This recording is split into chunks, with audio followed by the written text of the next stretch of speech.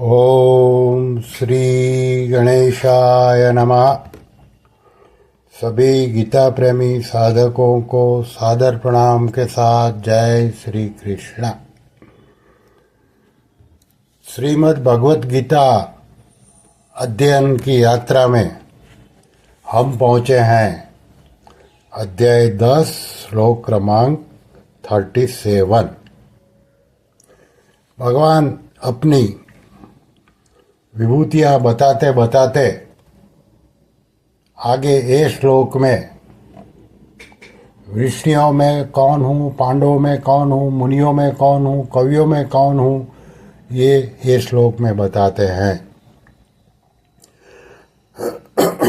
ओम श्री परमात्मने नमः।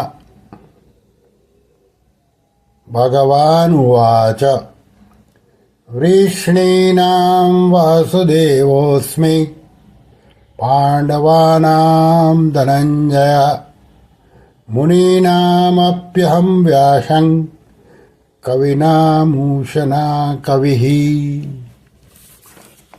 यहाँ भगवान ये श्लोक में कहते हैं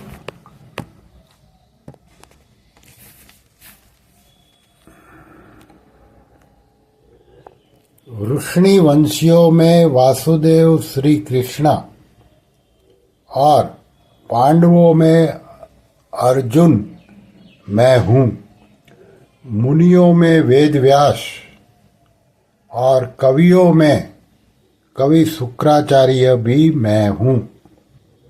अभी इसकी व्याख्या परम श्रद्धेय स्वामी श्री राम सुखदास जी ने अपने ग्रंथ साधक संजीवनी में इस प्रकार ये श्लोक को समझाया है। वृष्णीनाम वासुदेवोस्मि।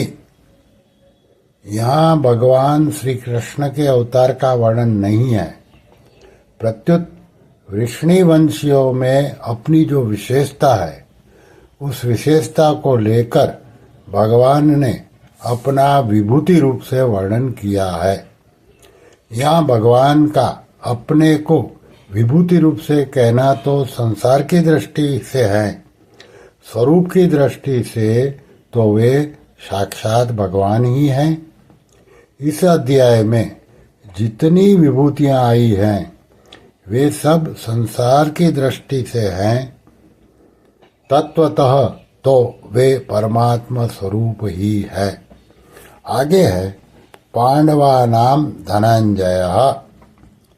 पांडवों में अर्जुन की जो विशेषता है वह विशेषता भगवान की ही है, इसलिए भगवान ने अर्जुन को अपनी विभूति बताया है। फिर है मुनीनामप्यहं व्यासः। वेद का 4 भागों में विभाग, पुराण उपपुराण महाभारत आदि जो कुछ संस्कृत वाङ्मय है वह सबका सब व्यास जी की कृपा का ही फल है। आज भी कोई नई रचना करता है तो उसे भी व्यास जी का ही उच्छिष्ट माना जाता है। कहा भी है व्यासोच्छिष्टम जगत सर्वम। इस तरह सब मुनियों में व्यास जी मुख्य हैं, इसलिए भगवान ने व्यास जी को अपनी विभूति बताया है।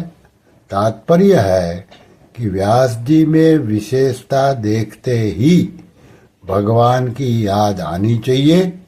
यह सब विशेषता भगवान की है और भगवान से ही आई है।